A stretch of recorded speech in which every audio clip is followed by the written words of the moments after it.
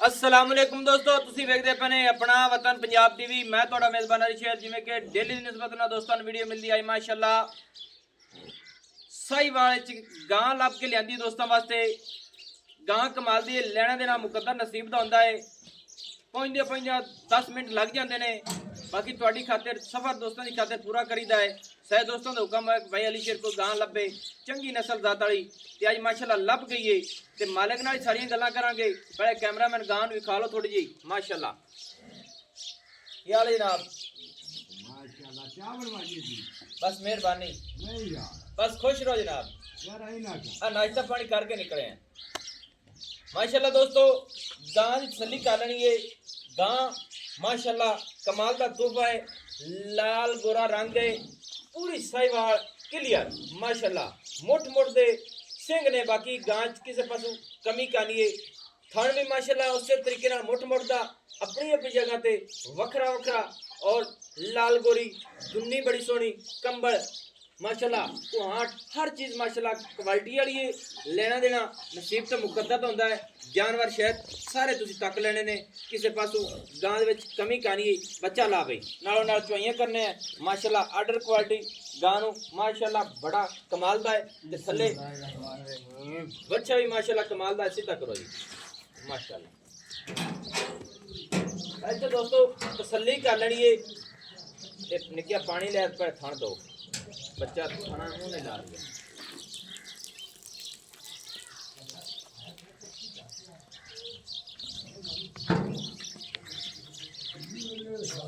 हाँ जी भुर्जी का ना मैं अच्छी दा हाँ जी फोटो खिंचाने पे ये पैर थान दोमी है ना तो बच्चा ता थान मुंह च पा गया पानी पाई चलाया।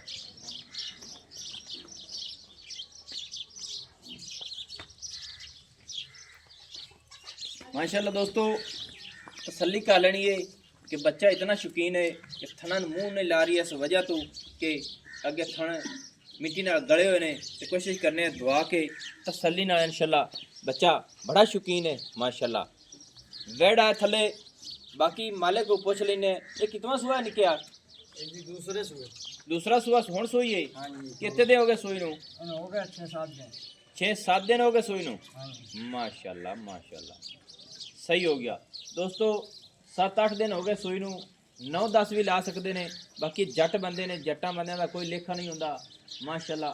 ते अल्लाह पाक ने बड़ा बखत लाया इत्थे तसल्ली नाल सारे जानवरां नूं विजिट करा ले ते फिर चवाई नालों नाल कर लैंदे। ये सारे माशाअल्लाह कर देन जानवर भाईजान। शुक्र है माशाअल्लाह। दोस्तों प्योर साहिवाल नस्ल ये सारी जेह्ड़े ब्रीड खड़ी है गाय दी साहिवाल च है इंशाअल्लाह माशाअल्लाह। बच्चे दे मुंह दे ना थाने फिर दोस्तों वंगा जिस तरीके नाल मज्झां नूं वंगा पावीदा है थल्ले वंगा पाया होया है। तसल्ली कर लेनी मेरे वीरां। बाकी चवा अपने सामने आ जासी इंशाअल्लाह। बच्चा भी कमाल दा है ते गां भी असील अशराफ बिल्कुल साऊ गां। तसल्ली कर लेनी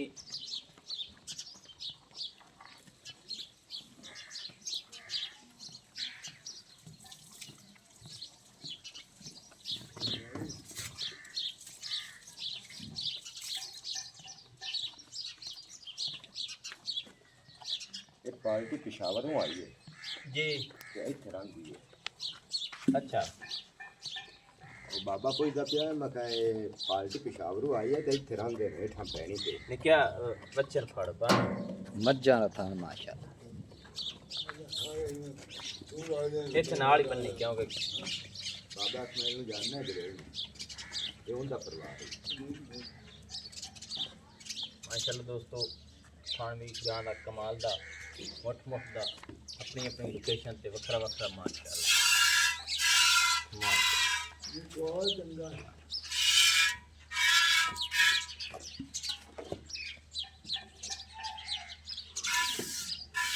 शेक ने कराया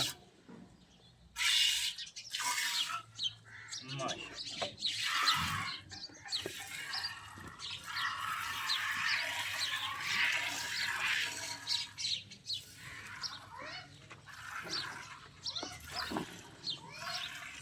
कैमरा में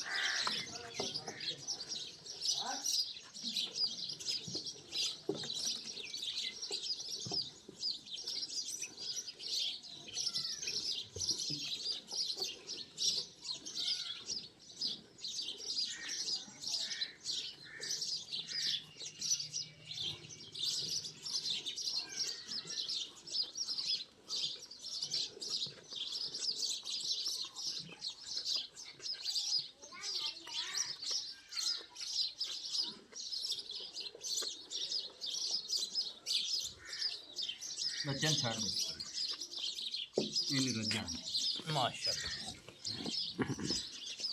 दोस्तों अब बर्तन वेख लेना है, मैंने तो कोई अटकल नहीं, बाकी मालिक को पुछ ऐसा है। ये जग नाल भर के कढ़ लिया है, बाकी तो बच्चे ने छड़ दिता है क्योंकि बच्चों को दुध देना चाहिए है। माशाल्लाह कमाल दी बच्चा छड़ के क्या।